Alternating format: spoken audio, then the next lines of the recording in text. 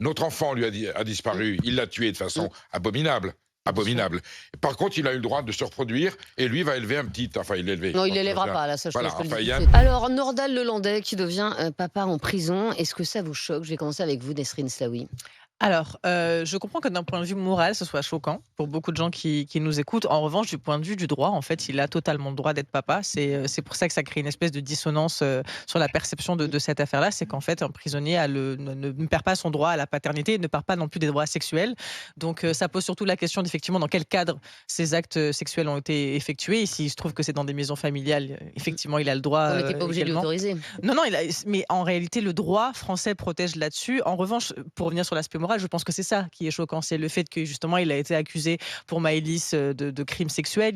Condamné. Il est condamné même à perpétuité. Il est condamné aussi depuis le 13 janvier. Pour le caporal Voilà. Arthur Noyer. Et pour sa petite cousine aussi. Oui, absolument, pour Sa agression cousine de sexuelle sur 14 sa ans. petite cousine. Ouais. Voilà, donc c'est quelqu'un qui a quand même un lourd passif en termes d'agression Voilà, et ouais. de viol sexuel. Je pense qu'il faut être très vigilant parce que dans l'espace médiatique, on va avoir tendance à criminaliser et à mettre en cause les femmes qui par exemple, envoient des lettres ou ont des relations sexuelles. Je pense que psychologiquement, ça raconte beaucoup de choses aussi de notre société. Il y a un terme qui est compliqué à dire, mais qui est l'hybristophilie, donc c'est-à-dire l'attirance pour des criminels et des personnes qui ont commis des agressions, justement parce que, en général, ce sont des femmes qui ont elles-mêmes subi des agressions. Il y a une forme de revanche, de prise de contrôle. C'est extrêmement compliqué là-dessus, mais je ne vais pas développer davantage. Mais en tout cas, voilà, je pense que ça pose des questions d'ordre moral et d'ordre juridique. Juridiquement, il a le droit. Moralement, effectivement, ça pose question. Et justement, on sera avec Valérie Benaïm dans un instant, hein, qui sort un livre le 14 février qui s'appelle Il n'est pas celui que vous croyez, ces femmes amoureuses de tueurs en série et qui a côtoyé, justement, dans le cadre de ce livre, une ex-compagne de Nordal Lelandais. Donc,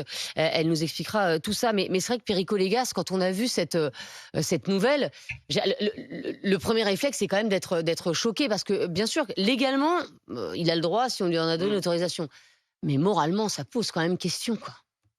Je veux bien, comment vous dire, qu'une femme ait envie d'un homme, d'un monstre. Et c'est quand même un monstre. Imaginez Marc Dutroux ou Fourniret qui auraient eu un enfant en prison. L'échelon est à peu près le même dans l'horreur que le Landais. Alors bon, il y a le problème de ces femmes qui ont envie. Le droit dit qu'on a le droit.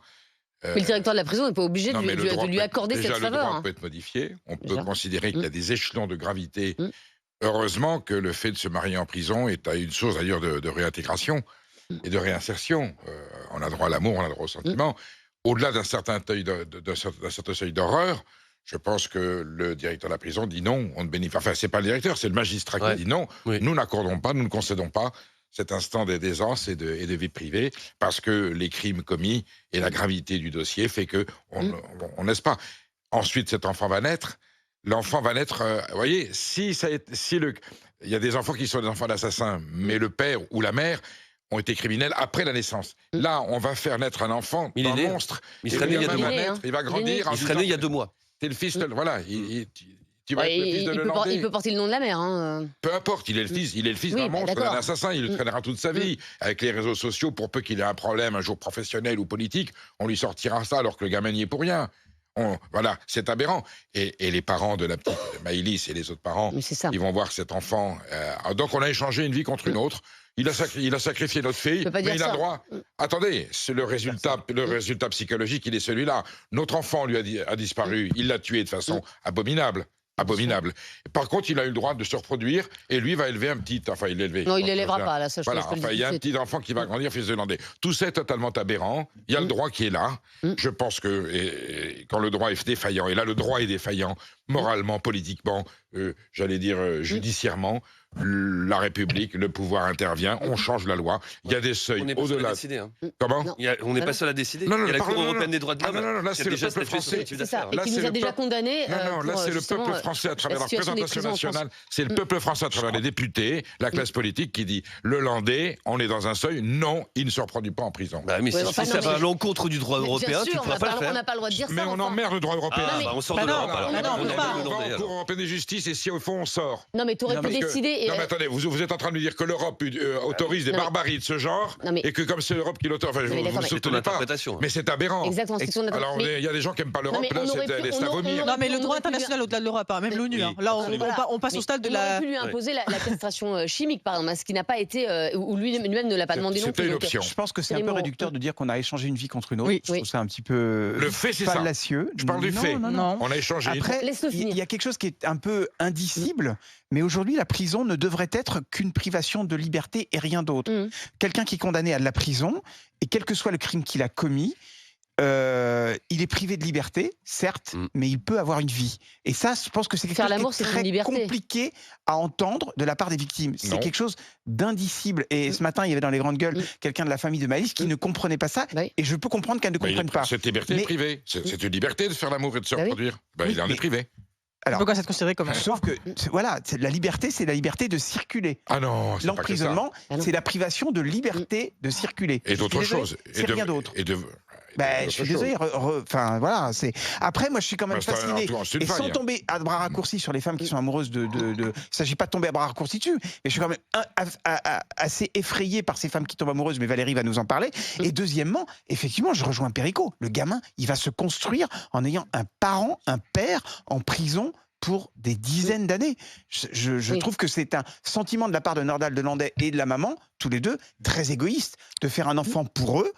Et ne pas penser que l'enfant va sans doute avoir beaucoup de mal à se construire. Et comme le disait Est-ce qu'il Rémi, le en voulait plus, aussi et comme disait Rémi, des préservatifs sont dans ces pièces en fait d'intimité. Donc en fait, ils auraient très bien pu. Ne pas Mais- la- Ils auraient on pu n'était mettre- pas- il aurait pu mettre un préservatif. Mais l'acte, on ne le connaît pas. Peut-être qu'il y en avait eu un, peut-être qu'ils n'avaient pas envie Tout à d'avoir fait. un enfant. Donc c'est là le problème, c'est qu'on. Oui, on ne sait pas trop. Voilà, on ne sait pas trop. Notre invité sur ce débat, et je suis ravie de l'accueillir, c'est Valérie Benaïm, journaliste et écrivain, et qui sort un livre le 14 février prochain aux éditions Fayard qui s'appelle « Il n'est pas celui que vous croyez ». Ces femmes amoureuses de tueurs en série.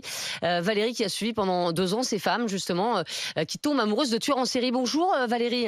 Bonjour Estelle, bonjour tout le monde. Et Bonjour. merci beaucoup d'être avec vous. Alors, j'ai envie de dire, votre livre, il tombe à pic, il est disponible en précommande hein, d'ailleurs. Vous avez suivi, Valérie, durant de nombreux mois, l'une des compagnes de Nordal de Landais qu'elle a rencontrée en prison, c'est ça ? Oui, effectivement. Alors c'est pas la seule que j'interviewe dans le Bien cadre de ce livre, mais effectivement une des ex-compagnes de Nordal a accepté de témoigner dans le livre elles sont. C'est pour ça que je vous entendais tout à l'heure parler d'hybristophilie et de parler d'un syndrome, le syndrome Bonnie-Clyde, etc. Je crois que à la fois on dit tout et on dit rien quand on dit ça parce que au fond ces femmes elles nous ressemblent plus qu'on imagine. Ces femmes elles ont des points communs avec beaucoup de femmes. Simplement, pour certaines, les curseurs ne sont pas au même endroit. Le curseur de l'empathie, le curseur de la rédemption, le curseur parfois du désir de se frotter au mal pour certaines, très très rare, très très rare. Et donc voilà. Et Elisabeth, en l'occurrence, puisque c'est d'elle dont il s'agit, a été. C'est la quinquagénaire, c'est ça ? Exactement, elle a Très été bien. pendant pratiquement 3 ans la compagne de Nordal de Landais. Elle ne le connaissait pas. Elle a vu à la télévision la reconstitution du meurtre du caporal d'Arthur Noyer, en tout cas ce qu'en disaient les journaux, la télé. Et elle a eu un élan d'empathie pour cet homme. Alors ça peut sembler absolument inaudible, bien sûr, parce que moi, devant ma télé, lorsque j'entends les journalistes raconter la reconstitution du meurtre, évidemment, j'ai une pensée pour les parents et pour le caporal Noyer. Mais elle a non seulement eu cette pensée-là, mais elle a eu une pensée pour cet homme en prison, qu'elle a senti, qu'elle a imaginé seule et totalement sous la vindicte parce que c'était l'homme à abattre. Donc à partir de là, c'est sûr que comme certaines qui écrivent à des prisonniers, elle a choisi de lui écrire. Et il se trouve que cette relation épistolaire s'est transformée petit à petit pour terminer par une relation amoureuse, puisqu'ensuite elle a obtenu un droit de visite et qu'avec ce droit de visite, il y a eu une relation amoureuse qui s'est mise en place. Mais pas un instant, elle s'est dit quand même, parce qu'il y a le caporal Arthur Noyer, il y a la petite Maëlys quand même qui l'a tué de façon, mais c'était d'une sauvagerie incroyable. Il y a eu les agressions sexuelles sur sa petite cousine et pas un instant, cette dame ne remet en cause la culpabilité de celui qu'elle aime, parce qu'elle devait être amoureuse en plus. C'est tout toute la question, en fait. C'est toute la question de comment est-ce que on décide de vivre cette histoire. Alors, soit on la met sous le tapis, c'est-à-dire je ne veux pas y penser, je ne veux pas. Et soit on se dit, il est innocent. Il y a des femmes qui disent que c'est une erreur judiciaire, il est innocent. Et puis il y a celles qui se disent, il faut faire avec. Et il faut faire avec. Pourquoi disent-elles qu'il faut faire avec? Parce qu'elles ont on va avoir un beau sentiment d'abstraction quand même. Hein. Oui, et c'est surtout parce que certaines ont en elles l'idée de la rédemption, c'est-à-dire de je vais transformer le plomb en or, je vais transformer cet homme. Je vais le sauver. Le syndrome de l'infirmière, oui. Voilà, c'est ça, c'est le syndrome Florence Nightingale, on appelle ça le syndrome Florence Nightingale, et c'est-à-dire la Le plomb en or, volonté. ça marche pas. Hein. Mais ce qui est intéressant, vous voyez, c'est qu'à chaque fois, on se dit, il y a le syndrome ceci, le syndrome cela, mais en fait, c'est un millefeuille. Il y a un peu de tout ça. C'est-à-dire qu'à la fois, il y a le frisson de l'interdit, à la fois, il y a le syndrome de l'infirmière, à la fois, il y a le syndrome de l'avocate, est-ce que je vais prendre sa défense, à la fois, vous voyez, et on est toutes traversées, et en ça que c'est un sentiment essentiellement féminin, on est toutes traversées par ça.